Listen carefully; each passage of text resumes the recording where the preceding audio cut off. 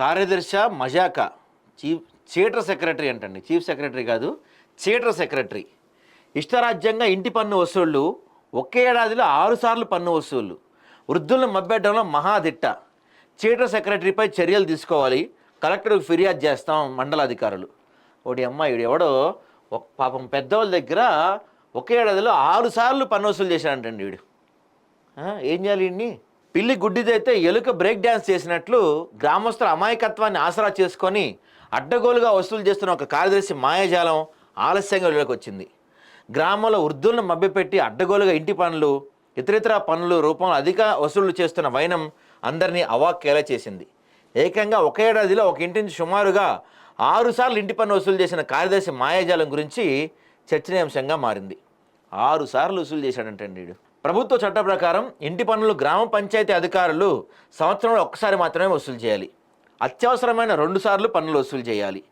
ఇంటి కొలతలను బట్టి ఇంటి పన్నులు నిర్ణయిస్తారు.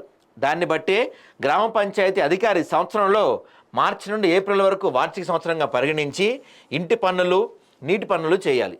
కానీ ఒక సెక్రటరీ మాయాజాలంతో గ్రామంలో నివసిస్తున్న ఉద్రాలని మభ్యపెట్టి ఒకే సంవత్సరంలో 6 సార్లు ఇంటి పన్ను, 3 సార్లు నీటి పన్ను వసూలు చేయడం అందరినీ ఆశ్చర్యపరిచింది. ఈ దురదృష్టమైన ఘటన చిలిపిచేడు మండల కేంద్రంలో ఆలస్యంగా వెలుగు చూసింది. 6 సార్లు ఇంటి పన్ను, 3 సార్లు నీటి పన్ను తీసుకున్నానంటండి. అది కూడా ఇట్లాంటి ముసలోళ్ళ దగ్గర, పేదవాళ్ళ దగ్గర. మళ్ళీ ఇటు ప్రభుత్వ ఉద్యోగి. సమస్య పరిష్కారం జరిగిందని జితేందర్ చెప్తున్నాడు. అసలు చూద్దాం పెద్ద ఏమంటున్నారు. చిలిపిచేడు మండలంలోని చండూరు గ్రామానికి చెందిన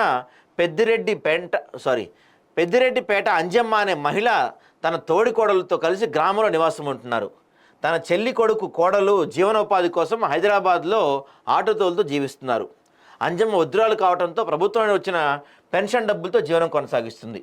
ఇదే అదును అనుకున్నాడేమో కానీ ఆ గ్రామ సెక్రటరీ వృద్ధురాలిని మభ్యపెట్టి ఒకే సంవత్సరంలో 6 సార్లు ఇంటి పన్ను, 3 సార్లు ఇంటి పన్ను వసూలు చేశాడు. పాపం వృద్ధురాలు ఇంటి పన్ను ఎన్నిసార్లు చెల్లించాలో తెలియక సెక్రటరీ అడిగిన ప్రతిసారి రుసుము కడుతూ వచ్చింది.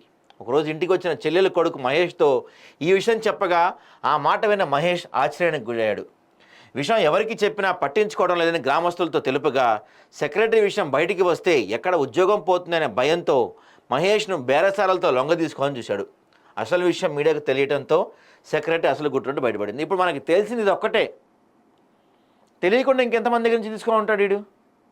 మనకు తెలిసింది పెద్దమ్మ దగ్గర, ఒక్క దగ్గర, అది కూడా 6 సార్లు ఇంటి పన్ను, 3 సార్లు నీటి పన్ను తీసుకున్నాడంట.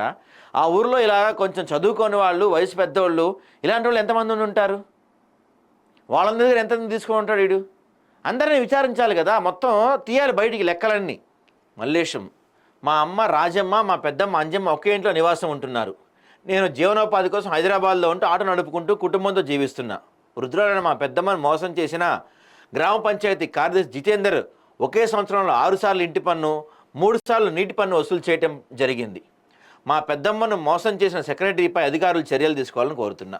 మరి ఏం చర్యలు తీసుకుంటారు అధికారులు? సమస్య పరిష్కారం జరిగిందని చెప్తున్నా అంట కార్యదర్శి.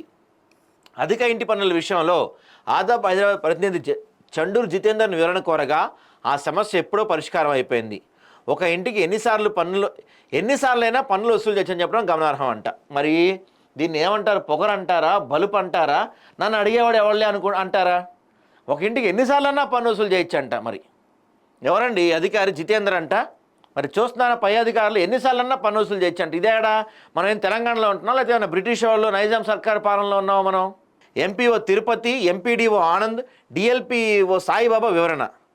చండూరు సెక్రటరీ జితేందర్ వసూలు చేసిన ఇంటి పన్ను విషయంపై MPO Tirupati, MPDO Anand, DLPO Saibaba అడగగా సెక్రటరీ నమోదు చేసిన రికార్డులను పరిశీలించి తగు చర్యలు తీసుకునే విధంగా కలెక్టర్కి ఫిర్యాదు చేస్తామంటారు. ఏముంటుంది దాంట్లో? రికార్డుల్లో 6 సార్లు తీసుకున్నాను రాస్తాడేంది? రికార్డుల్లో ఏమన్నా 3 సార్లు వాటర్ కోసం పన్ను తీసుకున్నాను రాస్తాడే? రికార్డుల్లో రాయడు కదా. గ్రామాల్లో సోషల్ ఆడిటింగ్ లేకపోవడమే కారణం. దీనివల్ల వీళ్ళ పనితీరు ఇష్టరాజ్యంగా మారిపోయింది. గ్రామాలకు కేటాయించిన నిధులు దుర్వినియోగంగా గురవుతున్నాయని, సామాజిక గణాంకాలు చేపట్టడంలో ప్రభుత్వం ఉన్నతాధికారులు చర్యలు తీసుకోవాల్సిన అవసరం ఉందని సూచిస్తున్నారు. ఈయన పైన, జితేందర్ పైన సీరియస్గా యాక్షన్ తీసుకోవాలి కలెక్టర్ గారు. ఎందుకంటే మనకి తెలిసింది ఒకటే, తెలియనివి ఇంకెన్ని ఉన్నాయో, ఎన్ని రకాల మోసాలు చేశాడు, ఎంతమంది దగ్గర ఎంతెంత వసూలు చేశాడో. సిగ్గుండద్దా ఒక గ్రామ కార్యదర్శి ఇట్లాంటి పనులు చేయడానికి? కలెక్టర్ గారు ఖచ్చితంగా ఈయనపైన చర్యలు తీసుకోవాలి. రెవెన్యూ రికవరీ యాక్ట్ పెట్టి ఇంకే యాక్ట్ అన్నా పెట్టి ఎంతమంది దగ్గర ఎంతెంత నొక్కాడో వాళ్ళందరికీ తిరిగి ఇప్పించాలి. ఎందుకంటే ఇలాంటి వాళ్ళంతా కేవలం వాళ్ళకి వచ్చే పెన్షన్ పైన వాళ్ళ జీవితం నడుస్తూ ఉంటుంది. అలాంటి వాళ్ళ దగ్గర కూడా ఈ దొంగలాగా ముష్టెత్తుకుంటున్నాడంటే ఏమనాలండి మనం?